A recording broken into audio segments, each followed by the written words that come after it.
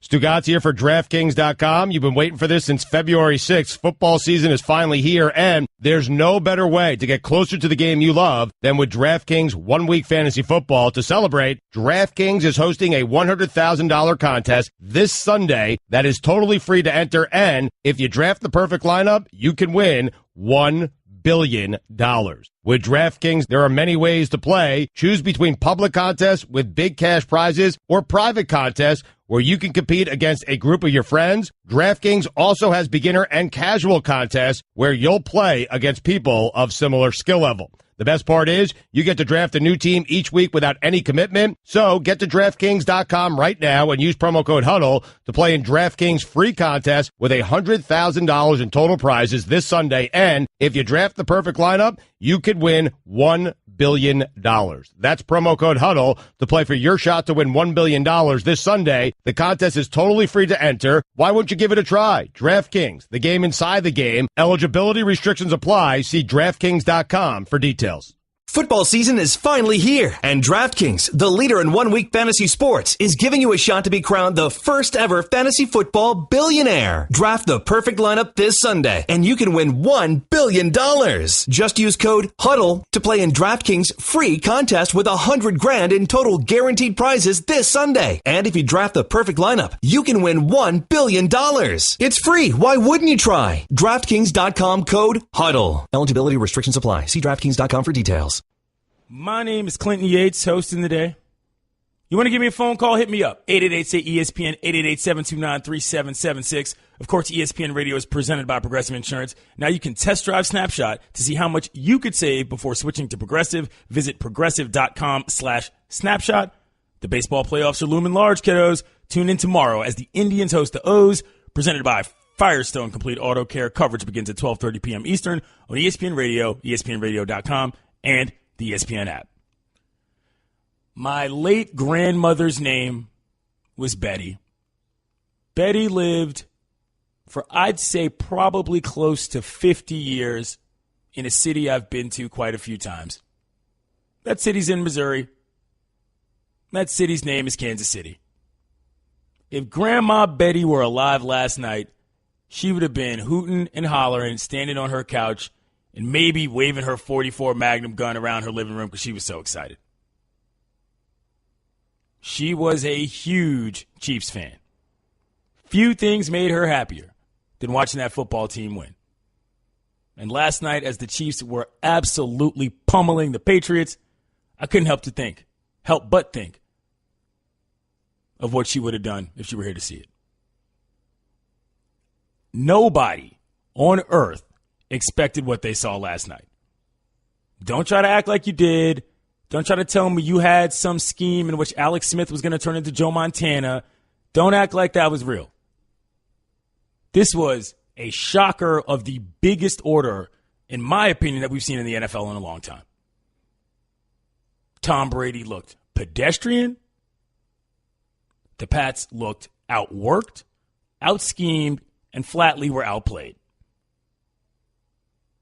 If I'm a Pats fan today, this is more than a week one problem, in my opinion. This is a big-time issue as to what you think this team can do this season. The Chiefs? Are you kidding me? Getting your can slammed at home like that the day you unfurl your championship banner? Woo! I'm sorry, that is wildly embarrassing on a lot of levels. Brady looked like a 40-year-old man. We talked about this yesterday. I said I am so excited for the day that Pats fans have to internally face themselves and ask the question, is this our guy going forward? We're not there yet. I mean, you can't just dump a guy after week one after all he's given you, but dog, that did not look good. I mean, if you're going to expect Kareem Hunt to blow up like that every week, nope. He was a rookie. Made that Pats defense look like they had no idea what was going on. Actually, a pretty impressive offensive game from the Chiefs. I'll give them that. They had a game plan. They stuck to it. Alex Smith looked good throwing the ball deep, something that he's been criticized a lot for in his career. Tom Brady was angry. I'll admit it. I was happy to see it. There's all sorts of people writing articles. Did the Patriots need to be humbled? Did the fans need to be humbled? Did they need that loss? There are sports in which I believe in teams needing losses. I said on the Round the Horn Wednesday that I actually think the U.S. men's soccer team could do to miss a World Cup or two in order to realign their priorities. The one sport I do not think that's the case is football. You don't play enough games. There is no such thing as a good loss in football remotely. The math just isn't there. Let's hear the play-by-play of Alex Smith connecting with Kareem Hunt. Alex Smith wants to throw all kinds of time. He wants Kareem Hunt out of the backfield, 40, 35 to the 30. Hunt breaks a tackle, 15, 10, stiff arms a man, gets all the way to the end zone. Touchdown, Kansas City, 78 yards. Kareem Hunt, welcome to the National Football League. Your second touchdown of the night. That's from 101 The Fox, the Chiefs Radio Network, They're in midseason form. But I got to ask you, Pats fans, let me know. I don't want to use the word panic button, but how far do you go with that? This wasn't a garden variety loss. 16 for 36 from Tom Brady? He missed 20 throws? A couple drops there, but come on. Can't have this. Can't have this at all. Let's hear what he had to say about his team's performance. Tom Brady, that is. The guys that are in there are going to have to do a good job. Every position that we have is going to have to do a better job than we did tonight. There was nothing really positive about anything that was done. So, we got to, get back to work. We got 9 days before our next game, and hopefully we play a lot better than tonight. Maybe I missed more of that presser, but pretty sure it starts with you, Tom. I mean, last time I checked, you're the one making the big dollars. You're the one all over my TV and magazines. We got to do a lot, apparently, but you are the leader of that team. It's creeping on up, the doubt. Creeping on in. What happens if they go to the next game and lose one? Do you start thinking about what's going to happen? Does the succession plan suddenly get, fast forwarded a little bit? Can't wait for this to become a problem in Boston. Actively looking forward to the internal combustion that will be Pats fans if Brady starts off the season as bad as he did yesterday. Bill Belichick, head coach of the Pats, was absolutely not happy with it either. Let's hear him. All right, well, we didn't really do much of anything well enough tonight to deserve to win. We gave up 42 points, stopped on 4 short yardage plays. Got to coach better. Got to practice better. Got to play better. We got a lot of work to do. That's obvious. We'll have to get back to work and see if we can improve pretty much everything. Just not good enough. Andy, Kansas City did a good job. Give them credit. But we just really weren't competitive enough, especially on offense and defense. Just made too many mistakes and didn't play well on top of that. Fundamentals weren't good enough. Really nothing was good enough, so we all got to do a better job. That's going to be pretty much the answer to every question because that's what it was. Awfully quiet media room. Could have heard a pin drop in there. Vastly different tone from the beginning of the game. Or shall I say before the game. It's not quite the panic button, but I do want to know what you think about what it is. 888-ESPN, 888-729-3776. Are you chilling, Pats fan? Is this just another L in your mind? Look pretty bad to me. Y'all know that I ain't no football expert. Y'all know that I'm not going to chalk talk these X's and O's with you like that. I just turn on the TV, watch the games, know what I know. That, my friends, was craptastic. Decent game through a couple quarters. Don't get me wrong. But they didn't look good. They didn't look good at all. And Alex Smith, on that hand, looked great. I'm not saying he played the best game I've ever seen. But to get 4 TDs and no interceptions on the road, I'm not sure anybody thought Alex Smith still had that game in him at all in his career in this league.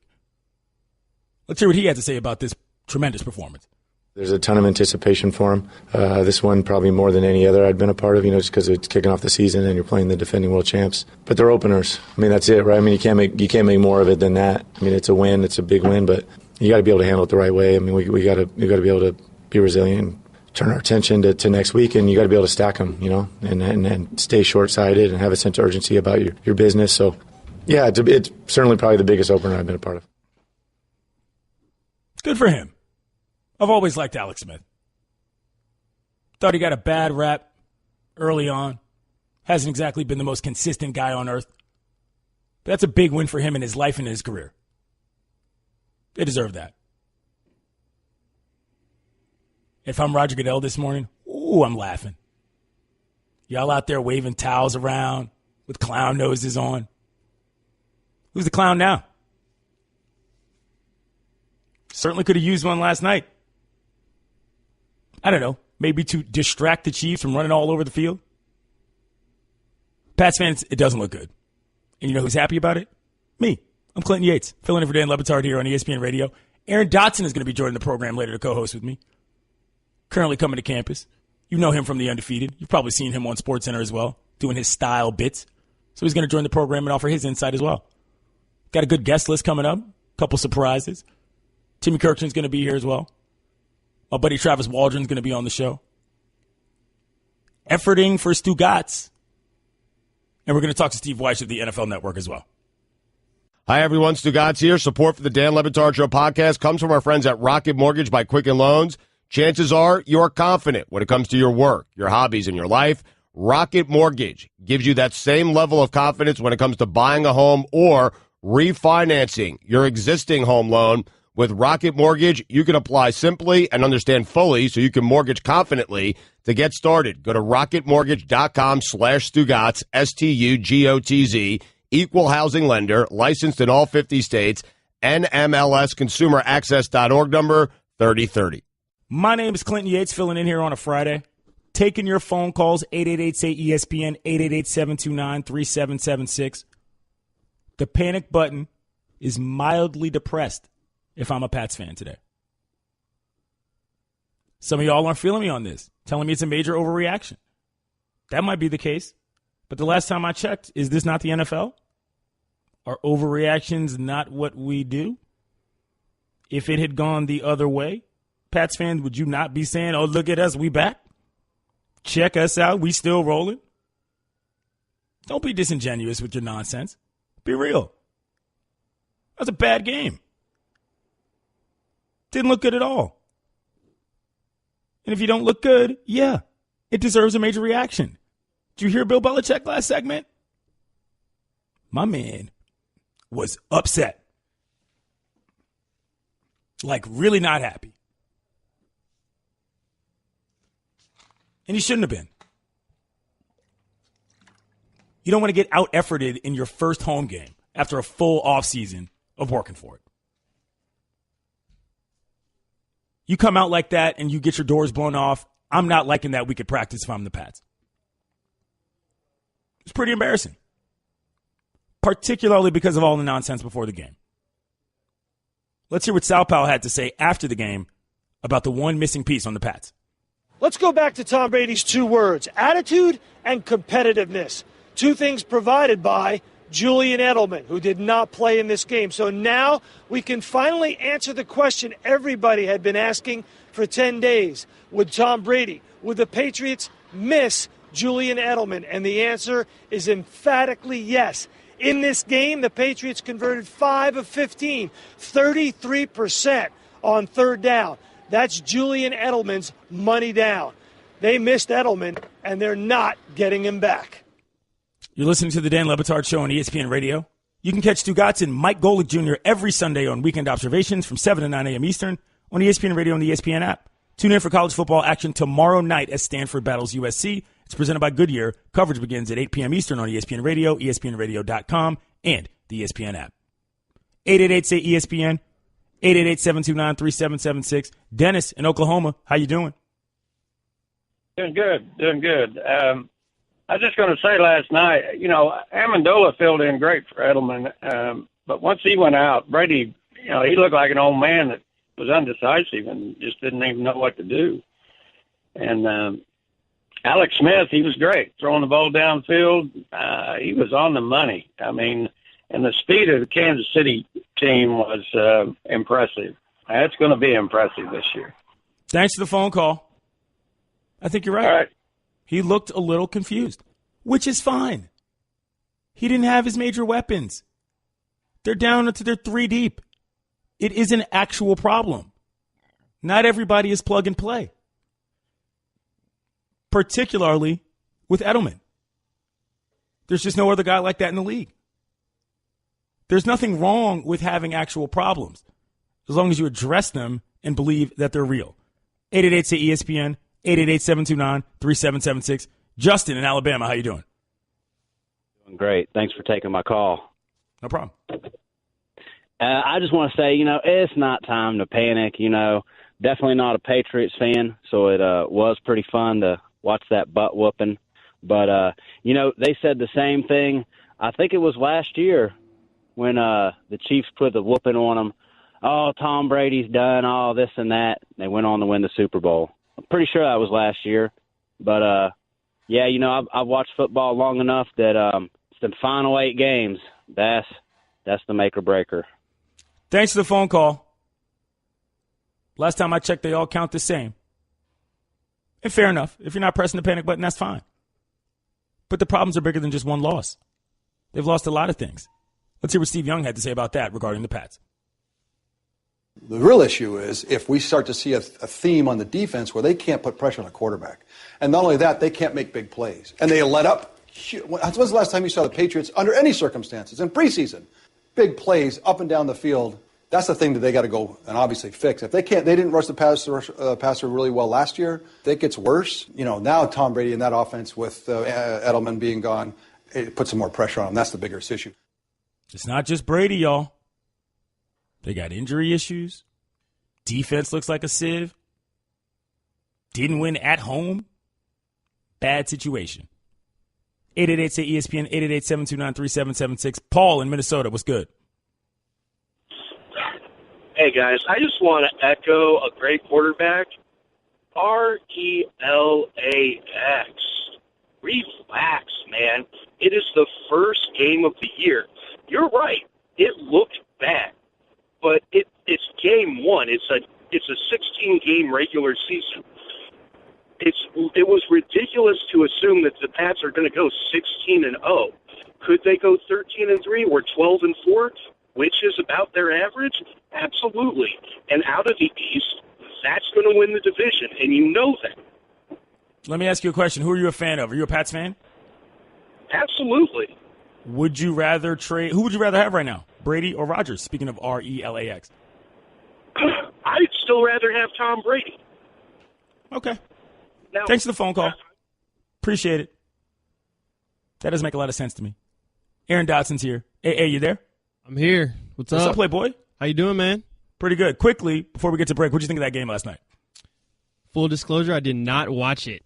I went Nice. I went to go see it last night. I saw the highlights, obviously. Ooh. I don't agree with our man who just got off the phone. I'll take Rodgers any day of the week over Brady. Obviously, Good I have call. a lot of respect for Brady, but Rodgers is still in his prime. Brady looked like an old man out there last night. So the Pats fans had clowns on their towels, and Aaron Dodson watched clowns on the screen last night. Straight ahead, my boy Travis Waldron of the Huffington Post is going to join us. He's in Florida as they prepare for Hurricane Irma. Clinton Yates, Aaron Dodson filling in for Dan Lebatard. You're listening to Love Advice with Leanne. Caller, you're on the air. Hi, Leanne. Longtime listener, first-time caller. Why, in your professional opinion, do you never take my calls off the air? Is this Carl? Yep, it's Carl.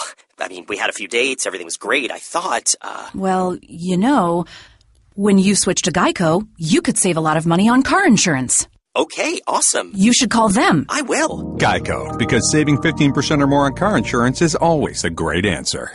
Joining us on the Shell Pennzoil Performance Line right now, the Huffington Post, Travis Waldron. Trav, first thing I'll ask you, did you watch the game last night? I did not. Oh, okay. Were you out reporting? We were out reporting pretty well into the evening down in Miami, and then drove back to the hotel, and we were just trying to get situated, so didn't have a lot of time to watch the game, but kind of followed it on Twitter a little bit. So fair enough. But let me just okay. So you're down in Fort Lauderdale. You're there for obviously the Hurricane Irma situation. Obviously, this is a Miami-based show. Dan and Stugotz are out because they're either sheltering or evacuating. Just give me an idea of what it looks like where you are at this point. Well, we were in Fort Lauderdale on Wednesday night, and it was pretty calm. A lot of people, Home Depot, Walmart, obviously very crowded, but people were, pretty calm, orderly, just kind of going about their business. And even though they were Home Depot was running out of wood, Walmart was running out of water, it didn't feel too panicked. As the day went on and throughout the day yesterday, I mean, you could definitely kind of sense a little bit of shift in pace and attitude. People are a little bit more urgent, but it certainly seems like they've done a good job of preparing down here and giving everybody enough time. I was at the gas station in Miramar this morning, which is a little bit northwest of Miami, and the lines were out of the parking lot. It's not like it's a normal day in that sense, but it still went pretty fast, pretty smooth. There's even some kind of eerie signs of normalcy. On the way to the gas station, there were people state workers out mowing the grass on the highway. So it's, people are getting ready, but right now it almost feels it's almost more anxiety than fear right now. I think it's sort of everybody has kind of had a few days to get done what they need to get done. The people who are leaving are making those moves, and now it's just sort of sit and wait and see what happens. Travis, how did you get this assignment, and what's it kind of like going into a situation where everyone's either evacuating or leaving or preparing for worst case scenario? Yeah, so I had talked with editors last week about going down to Houston, and then they ended up sending other people, and we were in a meeting on Monday or Tuesday, I guess, and they asked if anybody wanted to go. I have family down here, so I figured it would be, at worst case scenario, if I was down here, I would at least have family around and accessible, which would make it a little easier to deal with. In terms of coming in, I mean, there wasn't a whole lot of time to think about it. It was sort of Tuesday planning, Wednesday leave, get down here and start reporting. It's definitely interesting, kind of having the conversations with people where you're coming in when they're going out. One of the kind of, nice things has just been the cordiality of everyone in the stores, and kind of, like I said, it's been really peaceful and orderly. People just kind of nodding, good luck, stay safe. A lot of people aren't leaving. The evacuation zones along the coast, people are getting out, but farther inland, people seem like a lot of people are staying. They've been through a lot of these before, and obviously it's difficult for a lot of people to leave. They don't always have anywhere to go. They don't always have the money to get out. So we've talked to a lot of people who are in that situation. And, then there's the other factor of this thing's going to hit the whole state, which complicates the where do you actually go nature of it. But it's definitely been interesting to talk to people and kind of get the various perspectives on whether they're going to stay or whether they're going to go. And right now, I think, like I said, it's just sort of, it's been a few days. Everyone knows this is coming. And at this point, I think a lot of people just wanted to get here and get over with. We're talking with the Huffington Post's Travis Waldron here on the Dan Le Batard Show. Clinton Yates, Aaron Dodson filling in here on ESPN Radio. Okay, so obviously there's a sports angle to this. The Dolphins game got canceled. Other things have been moved. Have you heard any reactions to that from people on the ground? And in general, what are your thoughts on the preparations and the plans that the NFL made regarding that game? Well, first off, I mean, they got incredibly lucky in the sense that the Dolphins and the Bucs have the exact same bye week. Yeah. Which made it a pretty easy decision. And obviously some of the players are probably a little upset that they're not going to get a bye week in the middle of the season now, but I don't really see what other choice Roger Goodell and the NFL and the two teams had. I mean, you're not going to be able to play football here on Sunday. And in terms of, moving the game up or anything, with all the preparations that have to take place, not just for the players and their families, but, just for the city and the area in general, it would have been a distraction of resources and energy, I think. So it's definitely the right decision. I think for people down here, I mean, it's a bummer that they're not going to open football season the same way, but it hadn't. I don't think it's really been on anyone's minds.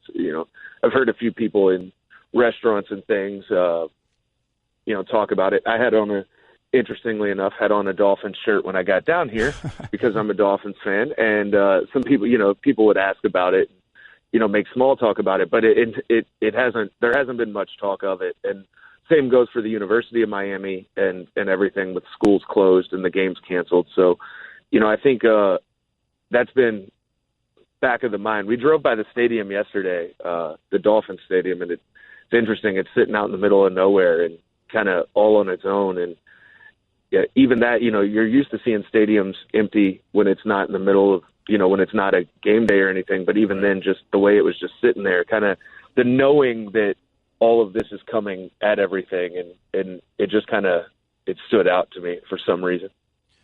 Travis, have you gotten any wind at all of the high school sports landscape? Obviously, school just went back in, and Miami's a really big hotbed for high school talent, especially during football season. Yeah, so obviously the schools are all closed through the weekend, so there won't be any football this weekend. We'll probably get a better sense of that today. A lot of the schools in Miami have been set up as shelters, so and we're planning to go visit some of those today and just get a sense of how they're preparing and what they're doing and what they're going to look like come Saturday afternoon, Sunday morning. But yeah, I mean, we were talking about it yesterday. This is a huge high school football area, and it's one of the impacts of Katrina and Harvey and these storms that have hit the Gulf Coast is, right at the beginning of school. Football has been a huge disruption, or it's been a huge disruption for football in school, and it'll be interesting to see afterward, how the students and how the schools deal with it. Obviously there's the huge athletic complexes down here at some of these schools, and they're certainly going to be impacted. And that was one of the things from Katrina was how many football players, big time recruits, the same that exist down here the same way, ended up in different states and different schools. And it'll certainly be interesting to see, how that plays out in not just the coming days, but the coming months. He's Travis Waldron. He writes about sports and other things for the Huffington Post. Stay safe, fam. Yeah, thank you. All right. Coming up, we saw the Cavs introduce Isaiah Thomas to the media yesterday, but there was one thing the team wasn't talking about. You'll find out what that is next. Aaron Dodson joins me. Clinton Yates here, filling in on a Friday. Hey, you said you went to the movies last night? Yeah, man. I went and saw a first screening of It. Was this Is it out yet, or did it come out yesterday? It comes out today, Friday. So you went to a press screening? No, I went to just like the Thursday night showing of it, the early showing of it. So let me ask you this. We all know what It is. It's a scary clown movie. What possessed you to see this movie, and who did you go with, more importantly? So I went with a group of friends, and I honestly didn't want to go. But I mean, I'll go see a scary movie if I'm with some people. I'll never go by myself. Like, for real, never. And that joint was scary, man. Like it starts out like creepy. And yeah, it's just very odd. It's just like very creepy. And the clown with all the new technology and makeup and stuff just looks creepier than the original one from way back when. Are you scared of clowns? Yes. Like, on a scale of 1 to 10, how much fear does a clown put in you if you saw one walking down the street? I'm very apprehensive about clowns. If one walked down the street, I would probably turn the other way or go into a store or something. They're just creepy, man. I mean, like, there's no other word to describe it. They're just creepy. So a couple things have happened around this situation with the movie coming out that are actually hilarious. Number one, in Pittsburgh, some guy was tying red balloons to sewer grates, freaking people out, which, by the way, is a hilarious move. The police in Lancaster County said that they were, quote, completely terrified, and they were asking the local prankster not to continue placing the balloons on the grates. Here's the deal. And if you haven't read this story, I tweeted it out yesterday. I said it was the funniest thing I've read all week. It's called That's Enough, Clowns, and it's by a guy named Mark Snedeker on Entertainment Weekly. And it's this whole breakdown about how, like, clowns were never supposed to be this popular. The fact that clowns have even still hung around this long as a form of entertainment, but are still managing to freak people out is incredible. When was the last time, Aaron, you actually saw a clown in the wild? It's been a while, but ironically, and you're going to probably joke me for this, but when I was a kid, when I was like 3 or 4 years old, my mom dressed me up as a clown for Halloween. And if I can find the picture, I'll tweet it out. But absolutely. Like, I was like a fun-loving clown, but I'm like mad at my mom now for corrupting me, you know? And I haven't liked clowns ever since. I don't have a problem with clowns, but I feel like the type of people who are willing to use the clown bit as a way to scare people, like if you get caught with that, probably should check your mental health. Well, you remember a couple years ago when people were dressed up as clowns, wielding knives, walking through streets. That is scary. That is terrifying. That's what I'm saying. If you're doing that, you need to get checked because you know that's scary and you know you're actually going to freak people out. Here's the thing. I actually know a couple people who are clowns. Really? And the clown community, yeah. Because not all clowns look like the it clowns. There are actually a lot of different types of clowns. There are clowns that are for kids. There are clowns that don't wear red noses. The clown community is actually a rather diverse one with some pretty serious thoughts on what goes on in clown America, if you will. These people are giving clowns a bad name. Question. What's up? Have you ever been to a clown mixer? No. You should go to one. What is a clown mixer? I don't know. You said you have friends that are clowns. I'm sure they have mixers and get-togethers and parties and turn-ups. No. Unlike a situation that happened at the Alamo Drafthouse where an entire theater full of clowns went to see it. Aaron Dodson, how much money would I have to pay you to go to that event?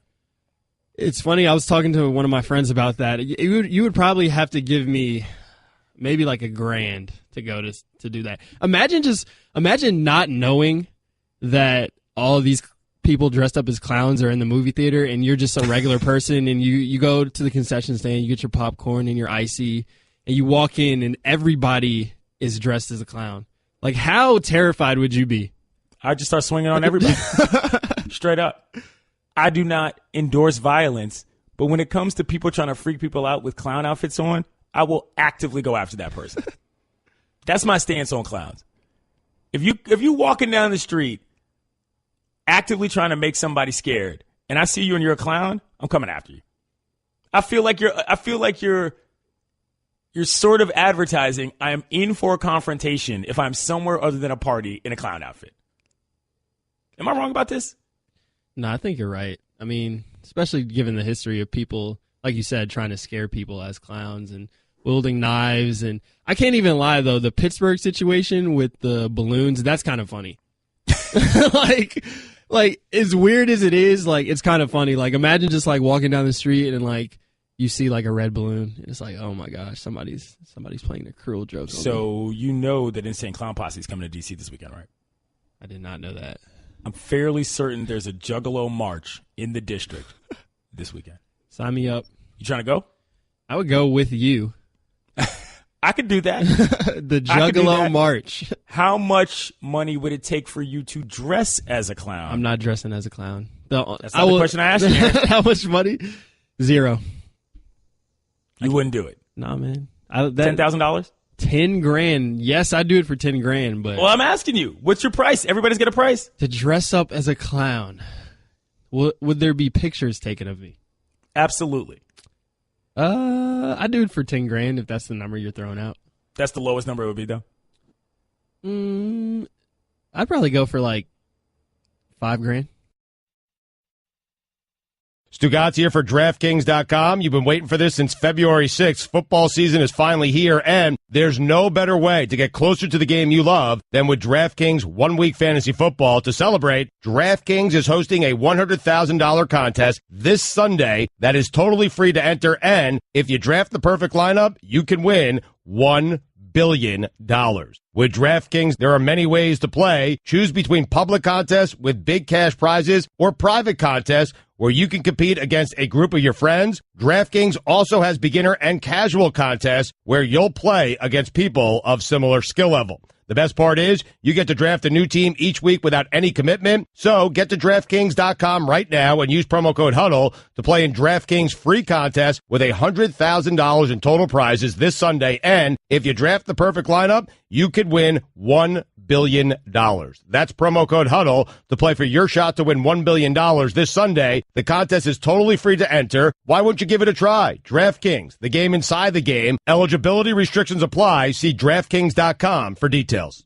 Football season is finally here, and DraftKings, the leader in one-week fantasy sports, is giving you a shot to be crowned the first ever fantasy football billionaire. Draft the perfect lineup this Sunday, and you can win $1 billion.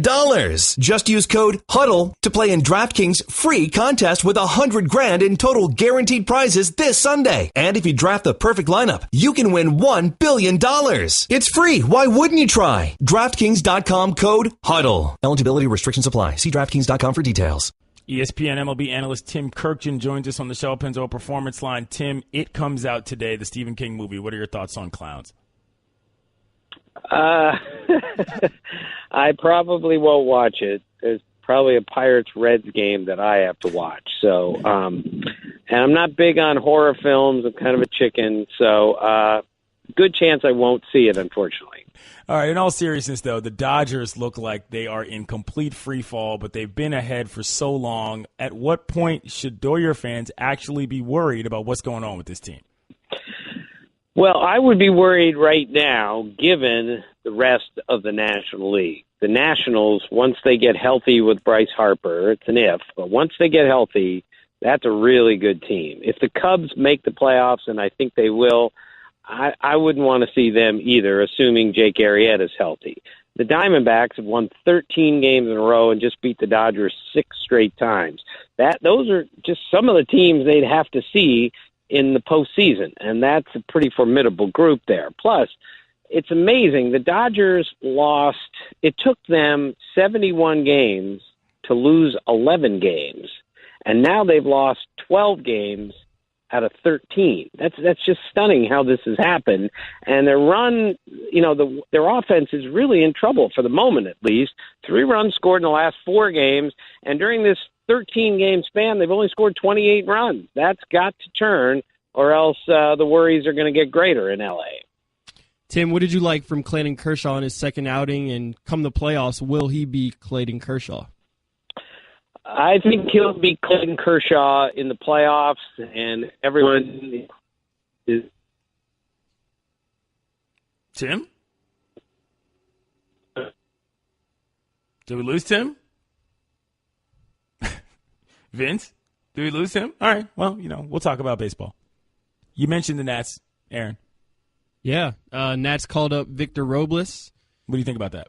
I'm not surprised. He's the number 2 prospect in baseball right now, and he should add some good depth for them heading into the playoffs. I'm really hoping. Jam, you back? Yeah, sorry, my stupid phone. Sorry. Go ahead. Talk about Clayton Kershaw. Yeah. I wouldn't worry too much. There's some rust there. It's only his second start back from the disabled list. Everyone, including him, is allowed to have a bad start once in a while. I fully expect him to pull this together. I fully expect him to be really good in October, and he might have to be given, again, the relative strength of the National League. All right, we're talking with Tim Kurkjian, ESPN MLB analyst. Do you want to take calls, Tim, the way you usually do? You want to do that?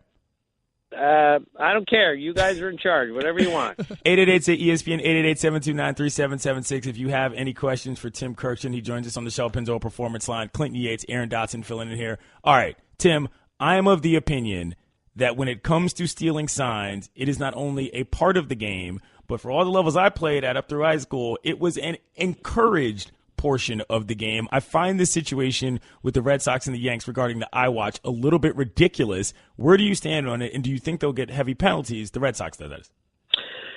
I think they'll get penalized. I don't think it'll be heavy. And for the most part, I agree with you. I have a really big story here coming out soon on the art of stealing signs and all that. I'm not sure when it's going to run. Hardly the point. The point is, this has been going on for 140 years, and it's part of the game. It's an integral part of the game, and it's a really fun part of the game for me. At the same time, when you do it electronically, even as small as doing something on an Apple Watch like that, it's still going to come with some punishment. There's real gamesmanship, and there's a real art to learning how to steal a sign. Some guys are great at it. Some guys don't even know what they're doing. But it's a big part of the game, and yet when you cross the line, and the Red Sox cross the line, you need to be punished. I think it's just going to be fines and maybe a couple minor suspensions, but something baseball will keep its eye on from here on out. All right, we've got a couple calls on the line here. 888-ESPN, 888-729-3776. Questions for Tim Kurkjian. Tyler in Pennsylvania. What's up? Yes, hello, Tim.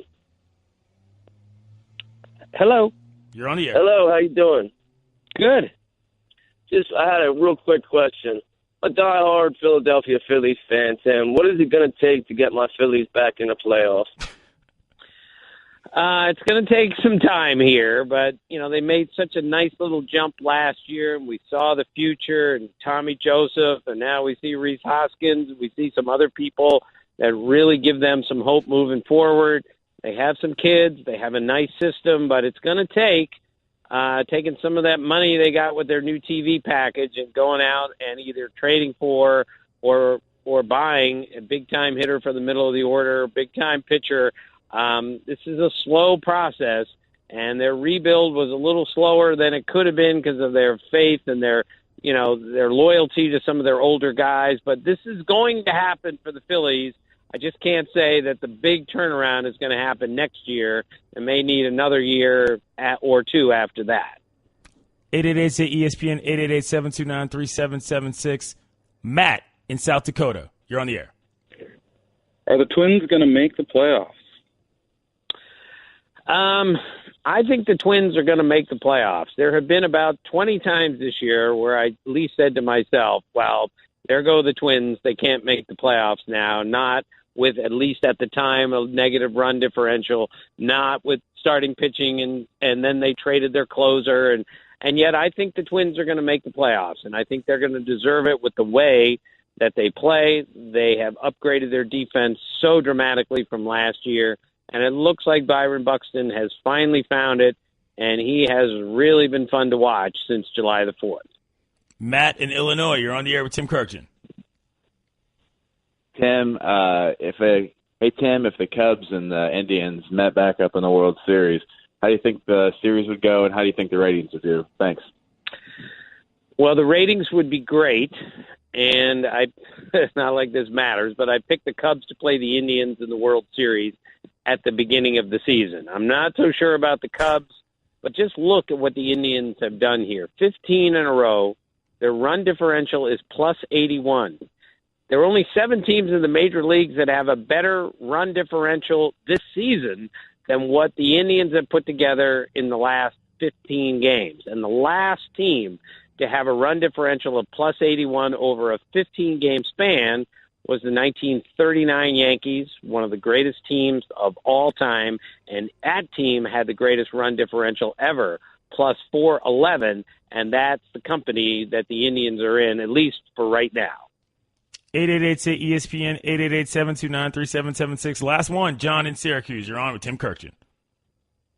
Hey, Tim. The Atlanta Braves have the minor league player of the year in their system. How are they going to make room for him next year?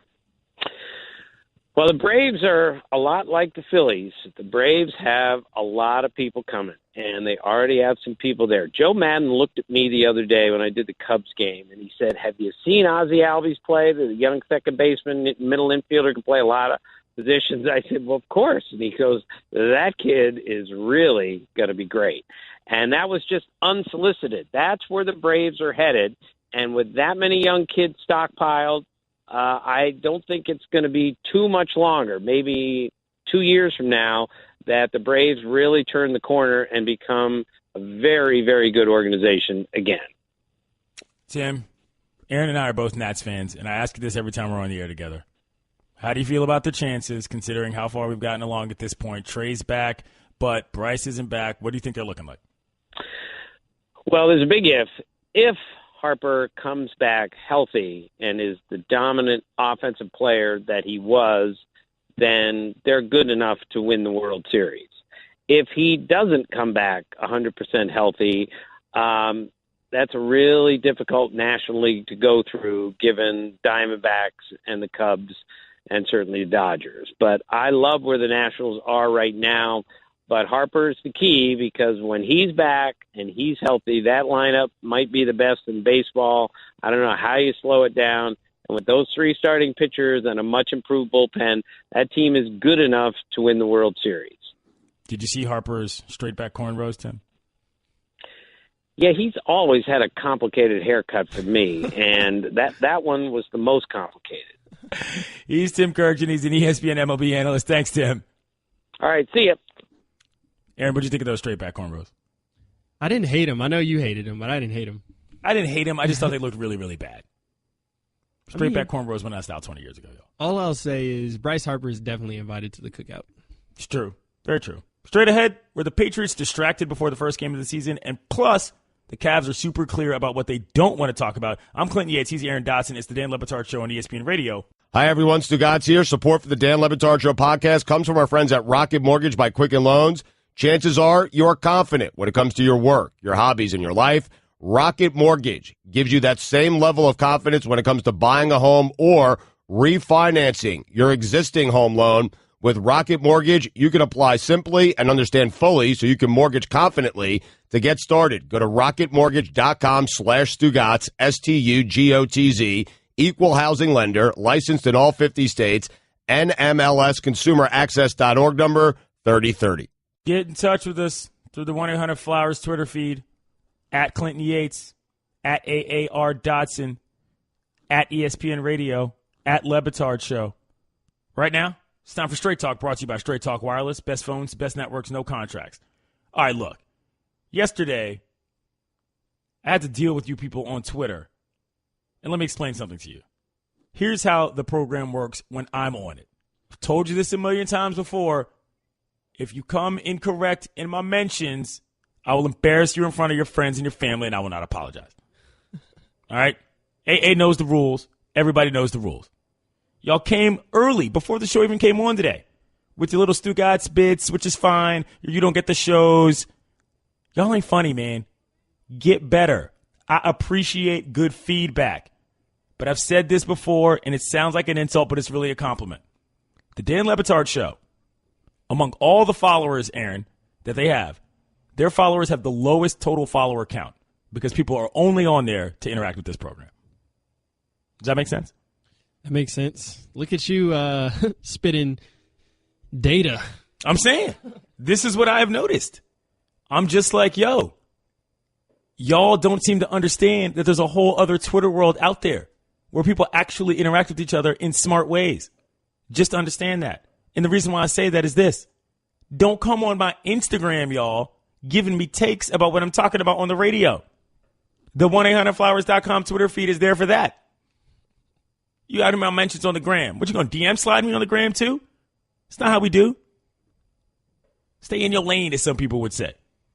Twitter is the lane to communicate with us, or you can call the program, 888-ESPN, 888-729-3776. Anyway, last night was the Pats. Pats got a little blown out. Not a good game. Tom Brady was looking real old, Aaron. I know you didn't watch the game, but you saw the highlights and you saw sort of the stats. You think they're in trouble? What do you think?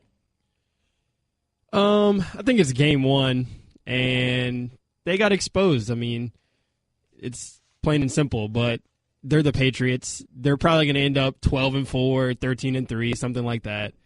But they were clearly distracted with all the festivities. Yeah. Getting the rings, and then they had 28-3 on the scoreboard when fans came in the stadium, which is the ultimate troll job, which I am here for 100%.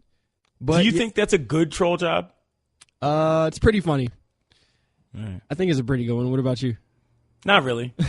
It's much funnier that they got banged out after it, though. I'm taking a lot of joy in that. They overplayed it.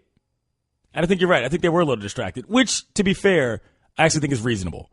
You know, that's a lot going on. Goodell was there. It was a whole thing. They clearly didn't have it, and that's fine. But don't tell me it's just week one, y'all. The games all count the same. There's not that many. Sure, they're probably going to win 10 games. But I think they're going to have some major adjustments, personally. Is this still a Super Bowl team? That's a really tough question. because with Amendola out and their injury situation, I mean, look, I know Tom Brady has, taken a bag of marbles to the Super Bowl before, but he's still 40. This is not the same. I don't see this team making the Super Bowl, no. Personally. Let's hear what Tom Brady had to say about his team's performance last night. I think it's just better execution. I mean, we just, situational football is always important to us, and short yardage and a lot of things that we need to do a better job of. So it was pretty just a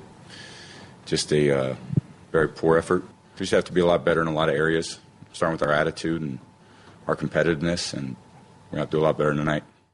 Do you like the Pats, Aaron? Like, what do you think about them as a squad? Do you dislike them? Do you like them? They're fans. Where are you on where Patriot Nation is as far as the rest of the NFL is concerned?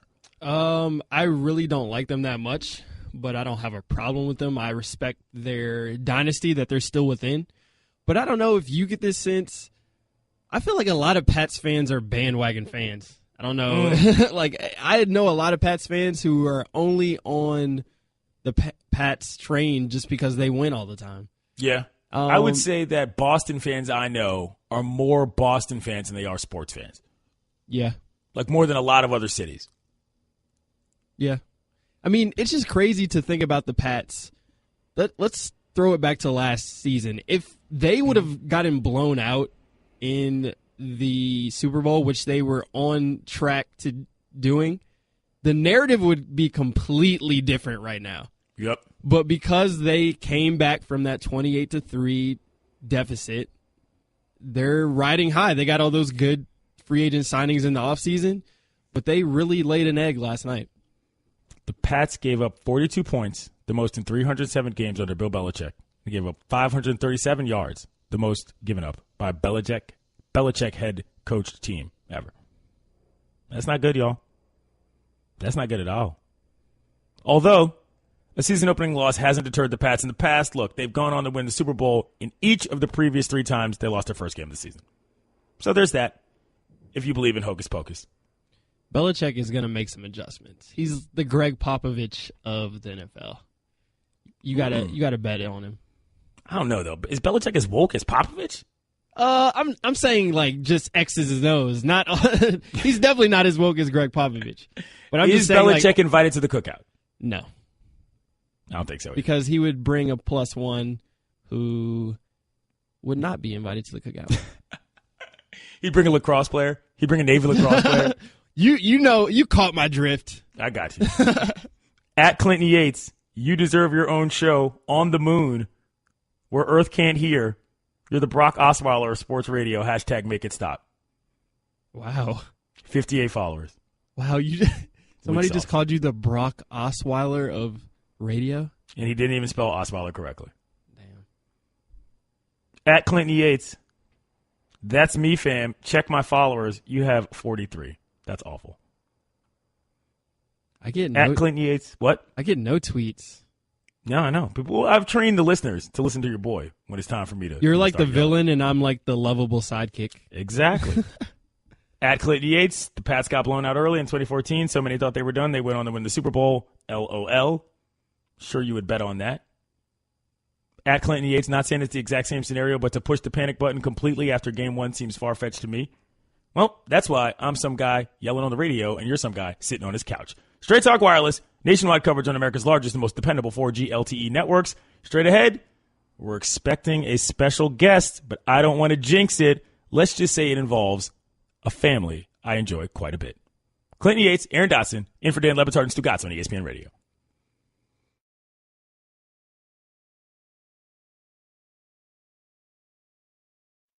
Okay, Kevin, for the grand prize of $1 million. What color is the White House? I know this. 5 seconds. Oh, switching to Geico could save you a bunch of money on car insurance? Okay. Judges? That's true, Kevin. They'll allow it. Congratulations. You're a winner. Woo! Geico, because saving 15% or more on car insurance is always a great answer. Joining us right now on the Shell Pennzoil Performance Line, you know the name, you know the game, CEO, businessman, celebrity dad, coach, trainer, LaVar Ball joins us. Good morning, LaVar. Good morning. How you doing today, man? What's going on in California these days? Good. having a great time. I'm feeling good. All right. Well, I'm going to ask you about the show. Ball in the Family is out on Facebook. It seems to be a big success. It obviously has been a large part of you guys' lives. Tell me a little bit about how that show, just in terms of production, affected how you guys do things, because I know y'all got a lot going on in that family. We got a lot going on, but it's not affecting what we're doing. It's just showing people a different light of the Ball family, because most of the time people just interviewing me and ask me about shoes and things. So when I give them these statements or whatever I say, they say, wow, I didn't know he was like that. Because nobody really knows us. They're just, hearing little sound bites here and there. LaVar, you recently made the announcement that your youngest, LaMelo, will be getting his own shoe. What sort of feedback have you gotten, and are you at all worried about his college eligibility? Oh, no, I'm not worried about no college eligibility. But he got his own shoe out already. He's the first one ever. In high school, you got LeBron James, Michael Jordan. Nobody ever had one in high school, but my son does. We're talking with LaVar Ball here, the Dan Le Batard Show with Stugotz, Clinton Yates, Aaron Dodson filling in. So let me ask you this, LaVar. Things have come a long way in terms of when people first sort of heard of you, if you will, introducing your sons and all that. Now that Lonzo is in the pros, how has this affected your system and your plan in terms of how you do things? Because not everybody's going to be under the same roof or even in the same place. I imagine that, particularly with the situation regarding, Tina, at least from what I've seen from the show, things are going to get a little harder. How much bandwidth do you have to do all this, fam? No, things are going to get easier. This is not hard. This is all a plan, and it's going accordingly. Ain't nothing going to get hard. I don't care. The plan was all my sons are going to be in the pros. And that's going to happen. And I'm having a good time doing it. Like I said, it's not going to get harder. I'm going to stay the same person. My boys know what I'm about. I know what they're about. And we're just moving forward, just doing things that we already planned on doing. So it's not going to get hard, Like I said, even with my wife, I'm still going to take care of her regardless. And like I told her, she's having a good time. She get up, ain't got to worry about nothing. As long as she hanging out with me, she going to be fine. LaVar, you seem to be all about expansion. Do you see the Big Baller brand expanding beyond just basketball and representing other athletes besides your sons? I don't know yet. Probably so. But I'm going to make sure I take care of these three first before I start, because I don't want to. People have asked me, can I represent them and stuff like that, but I don't want to give them 20% and have my boys 80%. I got to be 100 in for my boys, because that's not fair for either one of us. So that's why I'm not taking on anybody till all three of my boys in the league. We're talking with LaVar Ball here on the Dan Le Batard Show with Stugotz, Clinton Yates, Aaron Dodson filling in. LaVar, let me ask you this. As a dad, you have quite a few responsibilities and you do so many things, but what does LaVar Ball do for fun that doesn't involve necessarily the rest of his family? Like, what is your hobby or what have you of choice that actually gives you entertainment? Basketball, football. Like I said, my boy's passion is basketball. My passion is not basketball, football. It's personal training. So I still train kids and stuff, and I still train people around the neighborhood. That's my thing. I can do that all day. Okay. And the good thing about it, I make money personal training. So like I tell people, like most of my youngsters, I said, if you have a passion for something and you happen to get paid for it, you already won in life. Because after you done bought everything, you better have a passion to do something. LaVar, obviously Lonzo has the ZO2s. LaMelo has the MB1s. Is LiAngelo ever going to get his own signature shoe? Of course, man, come on.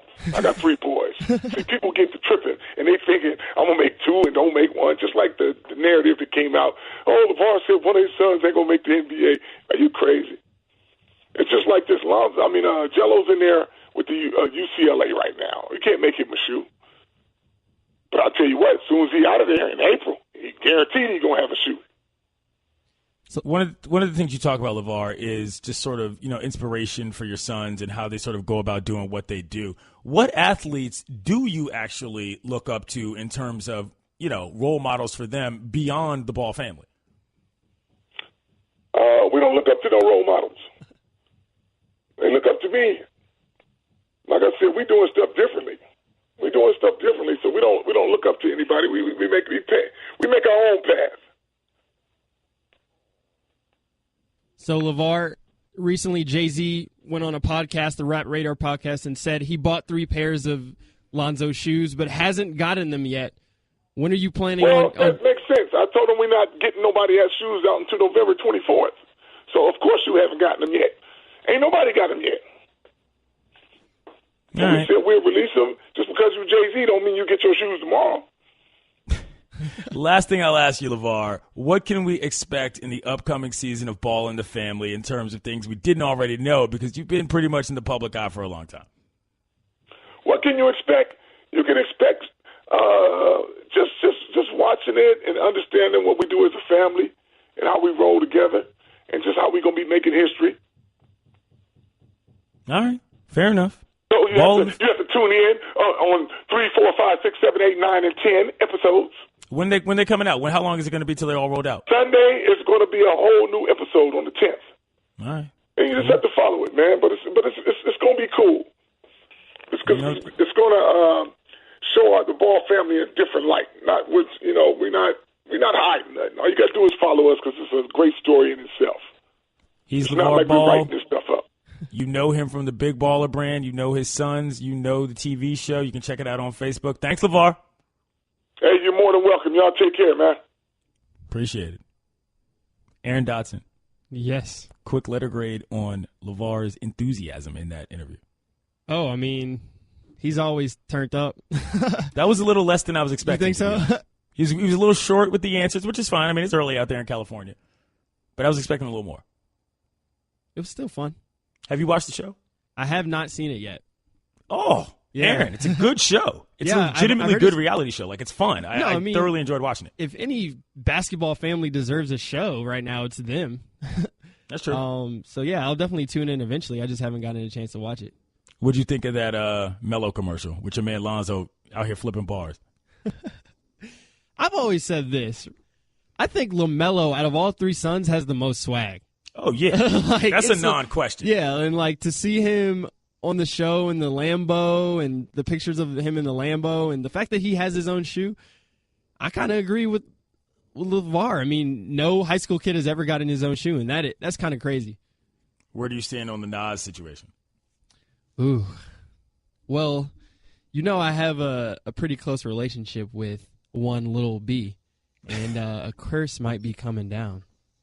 So let me tell you something. If Lonzo Ball thought anything else at his age, I would be worried about hip-hop big time. There is no reason Lonzo Ball should not feel exactly the way he does. What was he, 20?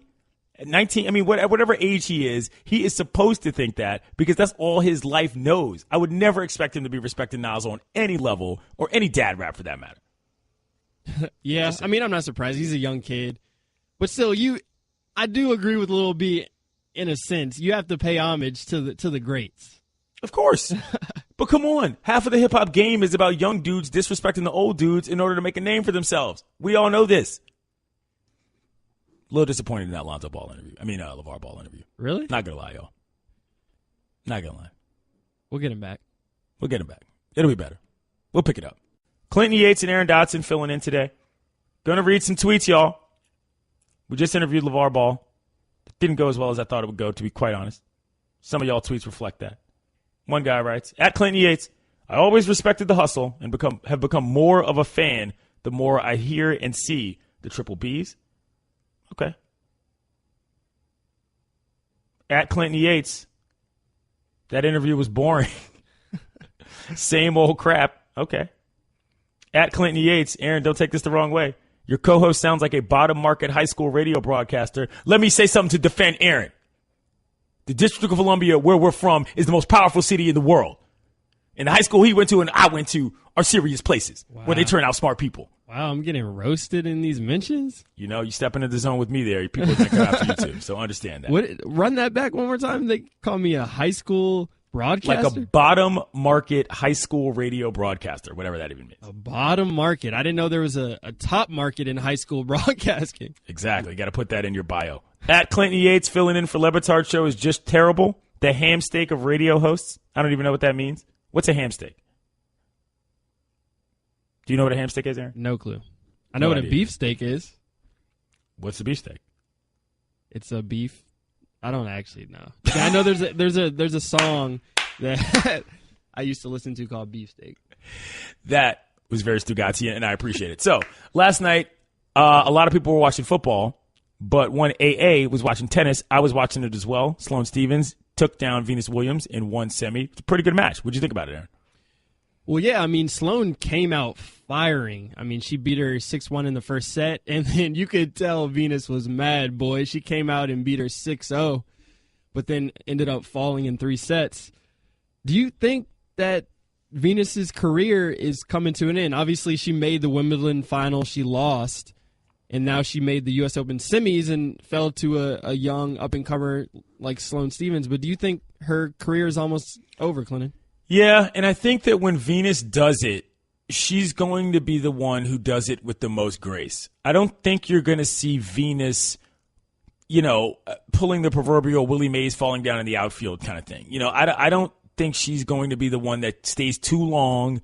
I think she's got a pretty good command of what she can and cannot do. And, a lot of athletes, they say, well, you got to drag me off the field and so on and so forth. But I think Venus is very cognizant of what not just her legacy is, but sort of her pride. You know what I mean? Like, it's one thing if you're losing in semis and finals. Okay, you're not going to stop playing. But if something happens where she starts getting banged out in early rounds, then it's a different discussion altogether. You know what I mean? Like, for me, she's fully in control of this, and I trust her basically to withhold her own legacy in a way that makes sense. Another thing that I really liked about this U.S. Open semifinals is you have 3 women of color in the semifinals for the first time in U.S. Open history. You had Sloane Stephens, you had Madison Keys, and you had Venus Williams. Mm-hmm. But one thing that's kind of tricky about Madison Keys is she has a black father and a white mother, but she doesn't identify as black or white. So, Clinton, is it fair to consider her a black woman or a woman of color? I have to sing a song first. Okay. Race talk, baiting time, excellent. That's the song I sing whenever we do race talk, because the listeners get all of my mentions about race talk. So that's like Wayne's World. It's to the tune of Wayne's World. I got it. Yeah, of course she's a person of color. I mean, what she identifies as to herself, I'm obviously going to respect. You know what I'm saying? I'm not going to walk into her zone and start calling her things that she doesn't want to be called. That's not how I'm going to operate. But, I mean, as far as I'm concerned, I would believe that, I'm not going to say that's not a choice that she has, but I would presume that most people are going to treat her that way. And as a result, she's going to at the very least, understand what life is like for a person of color, even if in her own mind she doesn't necessarily identify as such. That's a touchy subject for me because I don't like stepping on people's toes in terms of self-identification, but I do think it is naive to believe that because she feels that way about herself that nobody else is going to treat her differently. You know what I'm saying? Yeah. I mean, I think it's good for the sport, obviously, and I think it's a testament to what Venus and Serena did for the sport. So to have those 2 young players, Sloane Stephens and Madison Keys, one of them's 22, one of them's 24, in the semifinals early in their career, I really think that it's a testament to what Venus and Serena did. And it's kind of crazy that there's never been a Grand Slam final in history between 2 black women besides Venus and Serena. That is wild. Yeah, so now we get kind of a different look at that, and maybe this is the future of tennis. Well, I mean, there's an argument that it is the present. Yeah. One of the questions we were asked on Around the Horn last week was, do you think that there has been a resurgence in American women's tennis? And to me, I don't have to go that far to see that that's obvious. If you've got 4 women in the semifinals, you don't need to push on to the future. It's obviously right there in front of you. And those 4 people were all, dare I say, household names in a certain regard. You didn't have to be a huge tennis fan to know every single person who was on that draw at that point. And that to me was a big deal. I know you like tennis. You know what I'm saying? I'm not a huge tennis guy, but overall, what have you thought about the tournament just from an entertainment standpoint, most basically? Oh, I mean, it's been very exciting. I mean, you've had a lot of upsets. The thing about tennis is when you're at the top of tennis, it's hard for a lot of those players to lose, whether that's Djokovic or Serena in their prime. So what we've seen this tournament is a lot of the big guns kind of bowing out early, and it has kind of been a renaissance for these young players, which is pretty fun. Stugotz here for DraftKings.com. You've been waiting for this since February 6th. Football season is finally here, and there's no better way to get closer to the game you love than with DraftKings 1 Week Fantasy Football. To celebrate, DraftKings is hosting a $100,000 contest this Sunday that is totally free to enter, and if you draft the perfect lineup, you can win $1 billion.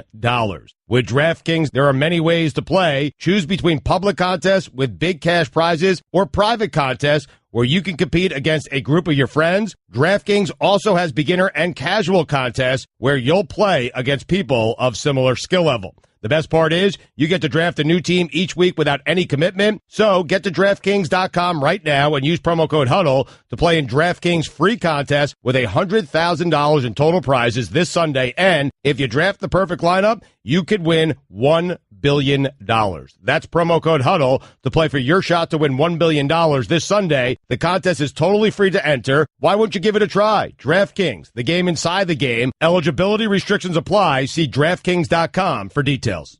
Football season is finally here, and DraftKings, the leader in 1 week fantasy sports, is giving you a shot to be crowned the first ever fantasy football billionaire. Draft the perfect lineup this Sunday, and you can win $1 billion.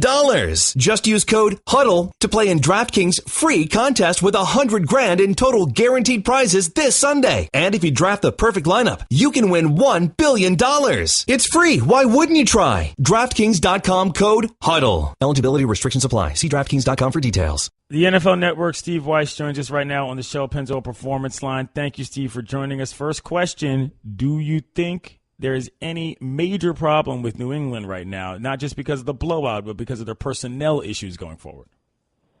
Well, first off, Clinton, you have to tell me, did you see R-E or E-U when you went to the Ibex the other night? First of all, the Ibex. All right, so hold on. Let's quickly break this down. Steve went to Howard way back in the day, and he is referencing DC clubs that existed long before I could get into these places and go-go bands that are no longer around. But I did see R.E. the other day at Cool Disco Dan's funeral that I actually spoke at, so I got to see a live go-go band for the first time in a while. So that's that, Steve. So there you go. Okay, now back to your question.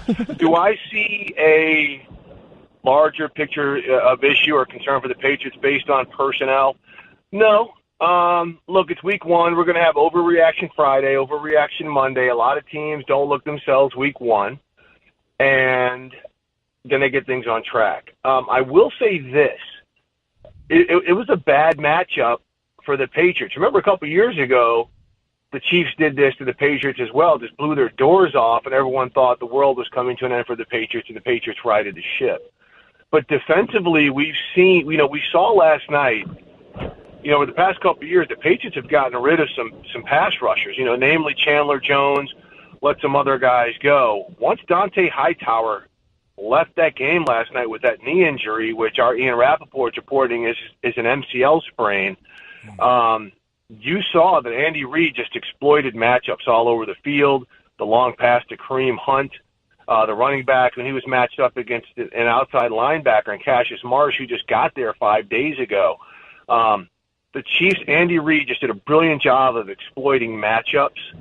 I don't think, again, overall, the Patriots are going to be dealing with guys like Tyreek Hill and Kareem Hunt when they play a lot of teams in their division and several teams in the AFC. It was just a great game plan and great scheming. And I was with the Chiefs, over the past 4 days leading up to the game.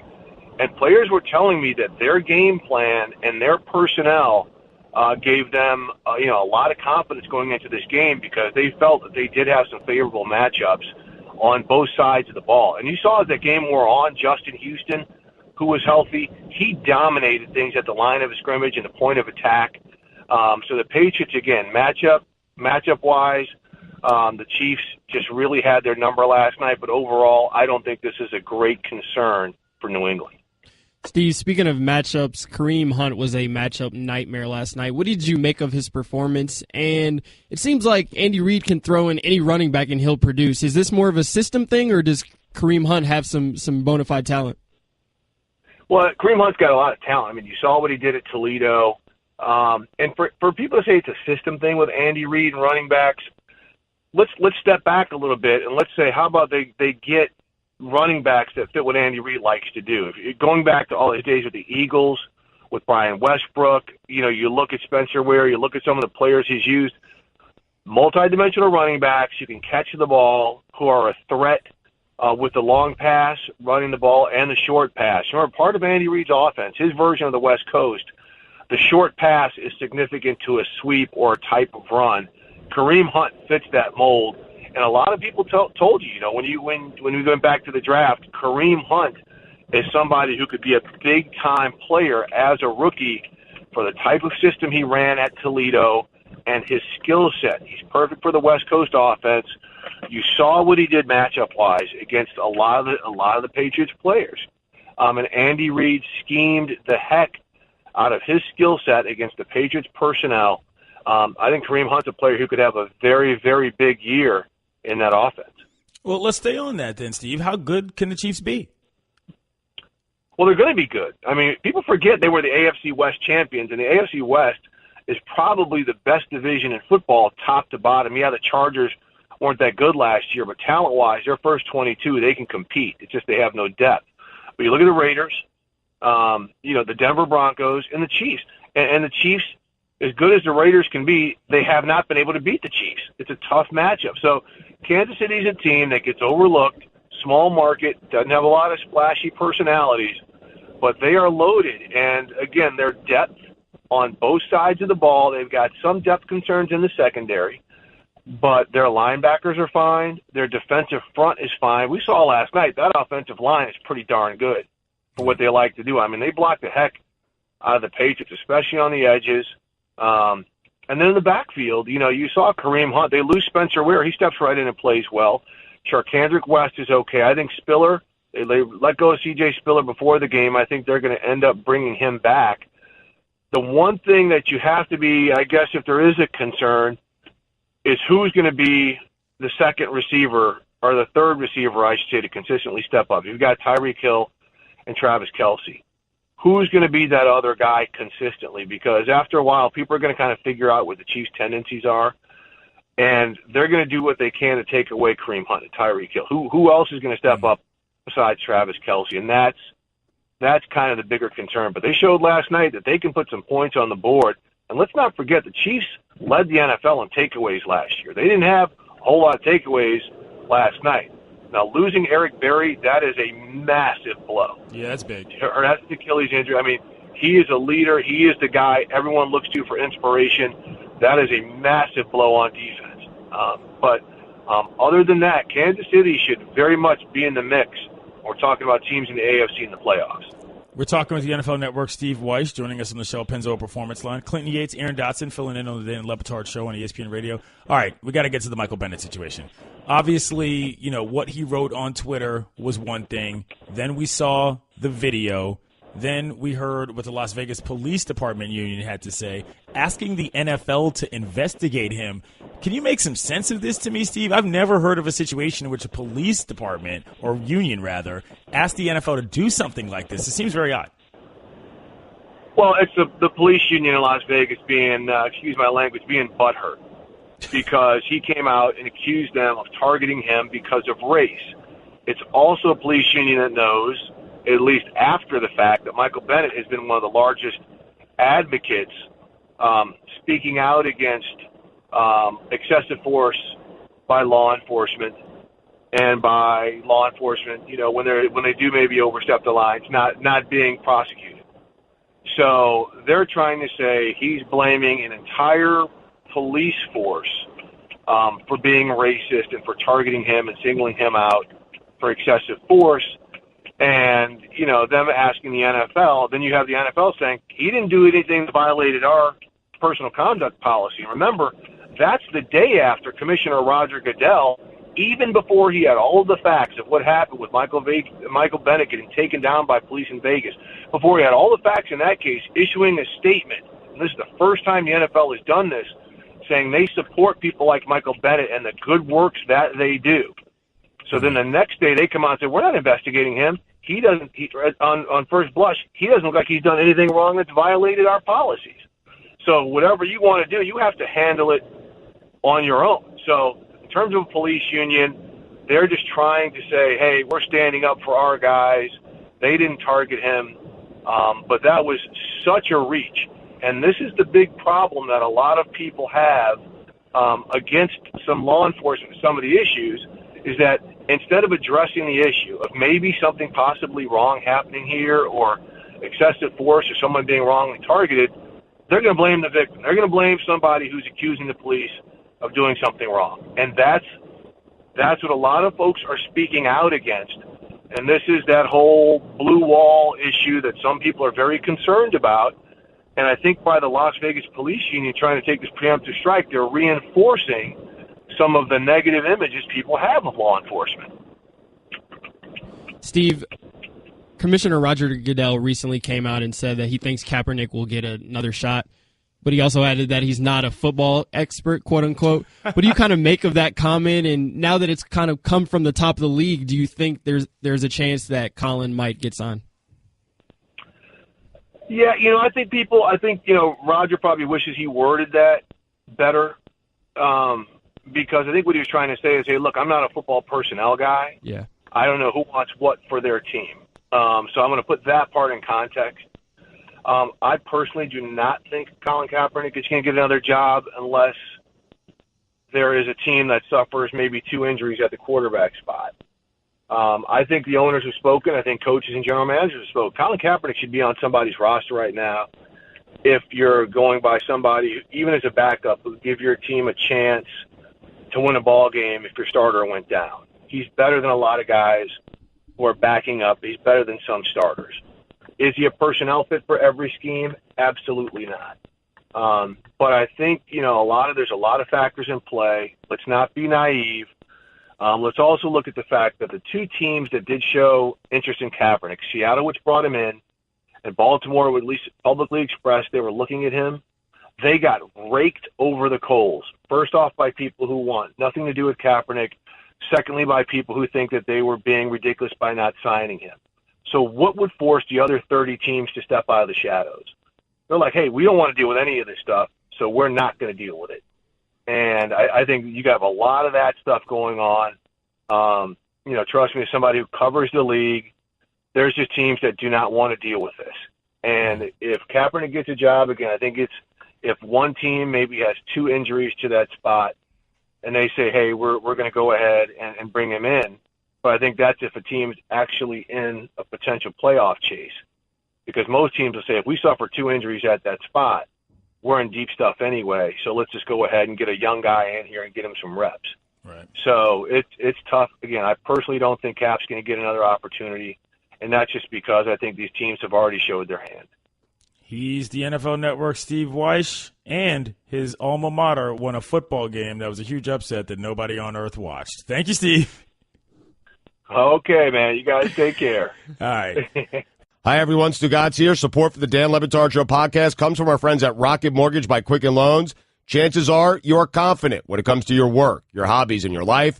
Rocket Mortgage gives you that same level of confidence when it comes to buying a home or refinancing your existing home loan. With Rocket Mortgage, you can apply simply and understand fully so you can mortgage confidently. To get started, go to rocketmortgage.com/Stugotz, STUGOTZ.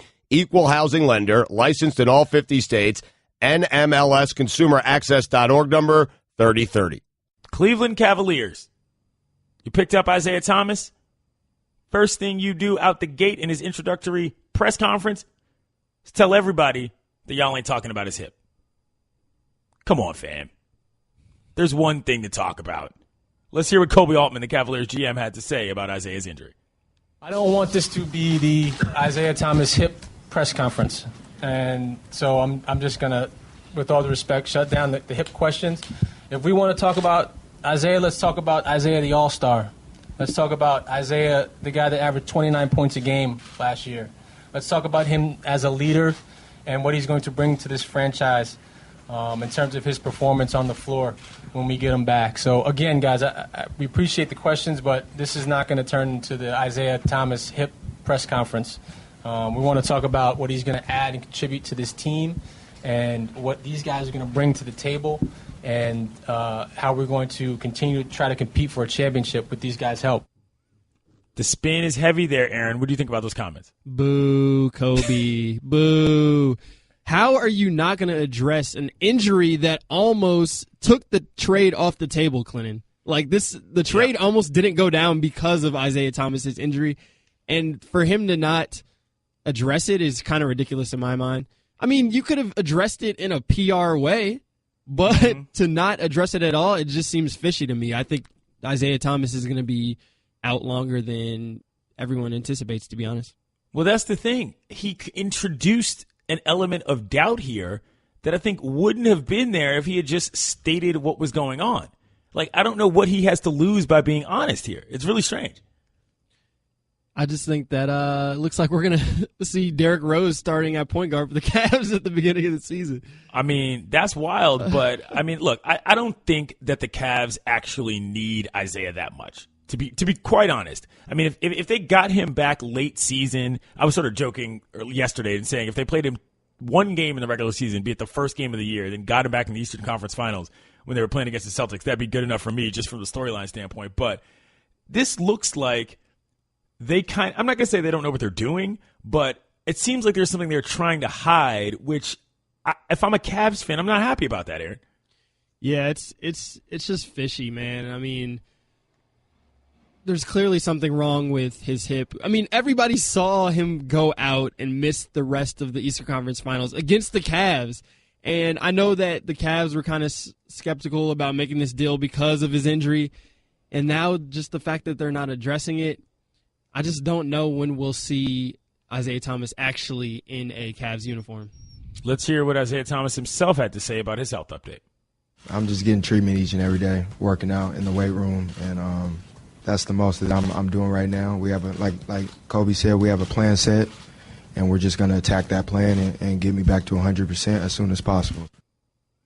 Is there any scenario here in which you think the Cavs ended up losing this trade, Aaron, if IT can't play? Like, how big of a deal is this in your world if it turns out he really is not just incapable of getting on the court, but when he does get back on the court, not the same player?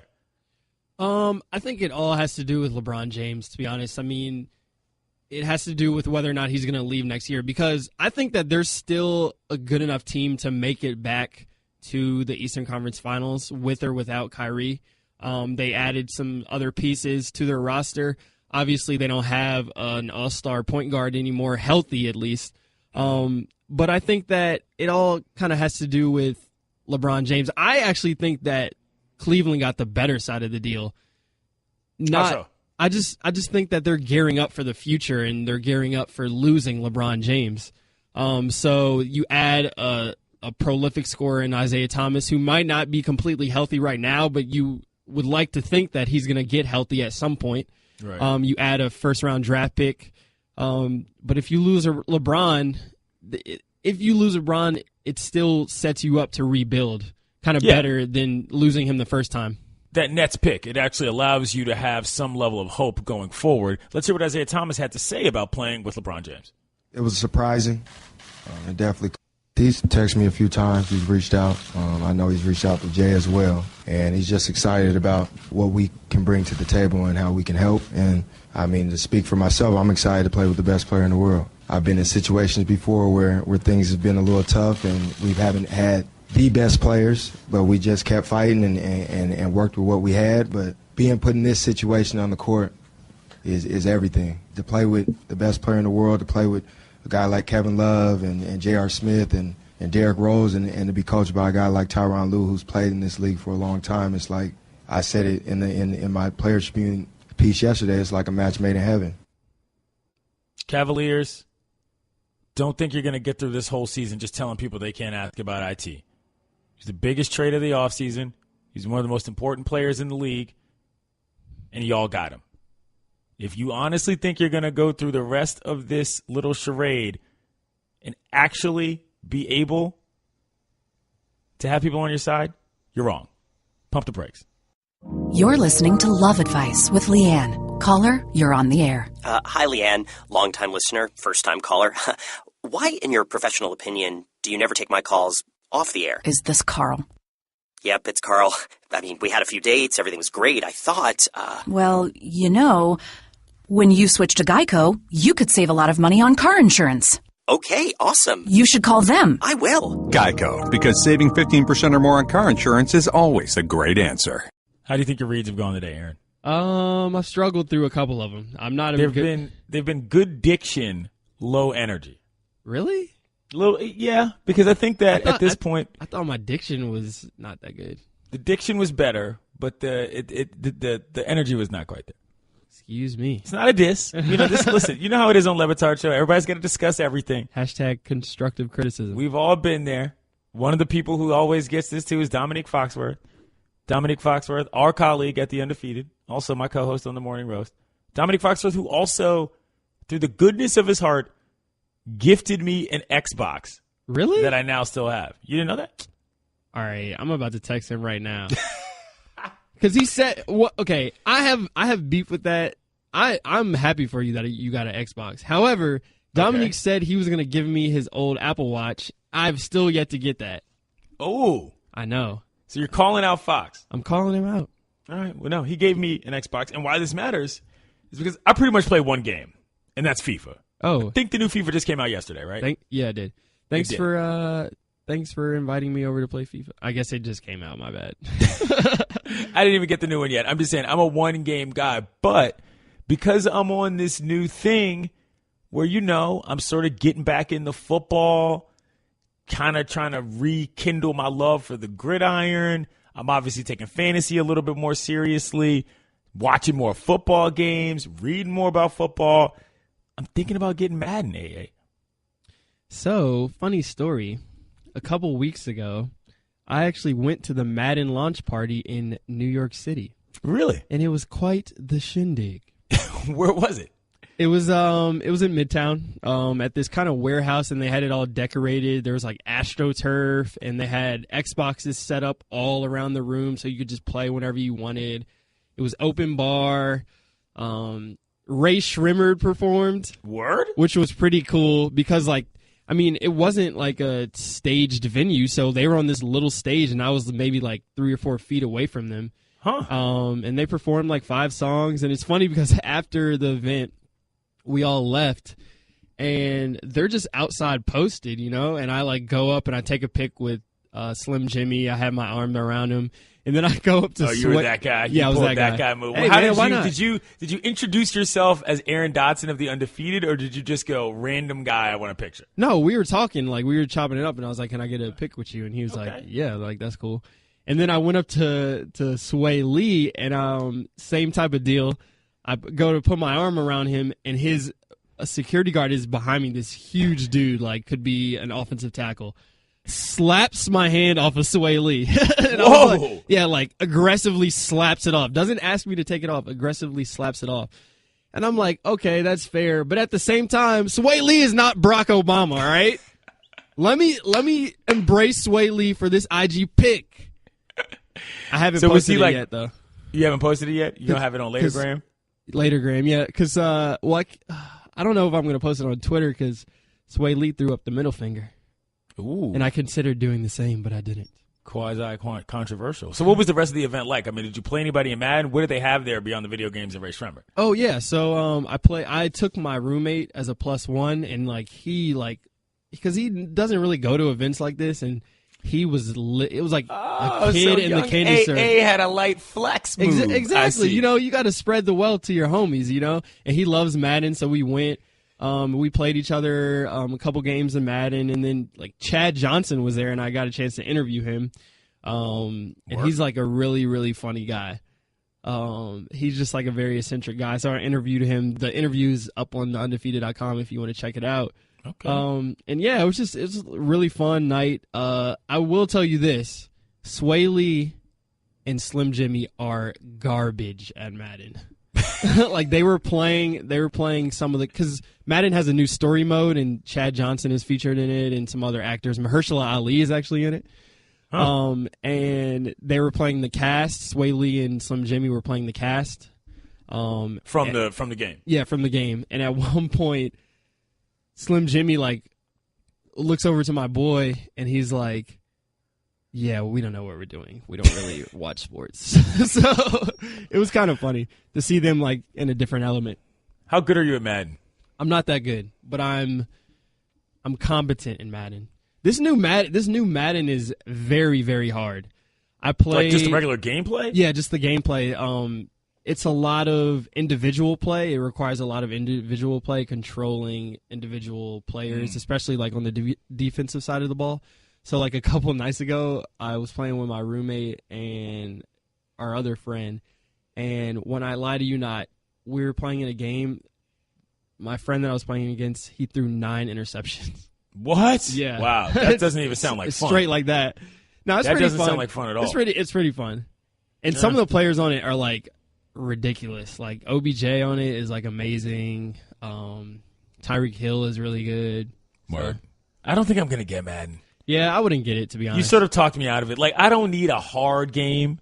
You know what I mean? Like, for a long time, and those of you who've listened to me on these airwaves for a while, keep tweeting me, haters, but know that I love baseball. But I can't stand baseball video games. They're too complicated. They're not really that fun. There's a whole lot. Like, everything I like about baseball in real life is everything I don't like about baseball in video games. And I'm wondering if that's going to be the same with football. I ain't trying to memorize plays. You should definitely cop that FIFA, though, because I will come over and play it with you. Who's on the cover? To be honest, I don't even know. Word. Let me guess. FIFA 19. Guess. It's Cristiano. Oh, is it? Yeah. Let me see this picture. It's also, not coming up for me. No, the funniest thing about my interview with Chad Johnson is, I don't know if you know, but he's a die-hard soccer fan I didn't and know an that. avid FIFA player. Absolutely. So I asked him who the best soccer player in the world was, and he said Cristiano, and I said, what about Messi? And he goes, who? And I was like, what about Messi? And he was like, who? I don't know who that is. And then I was like, do you like Neymar though? And he was like, Neymar's nice. Like, so. So he conceded with Neymar, but he is not a Messi fan. To bring it full circle, Dominique Foxworth got me that Xbox. I'm going to get FIFA.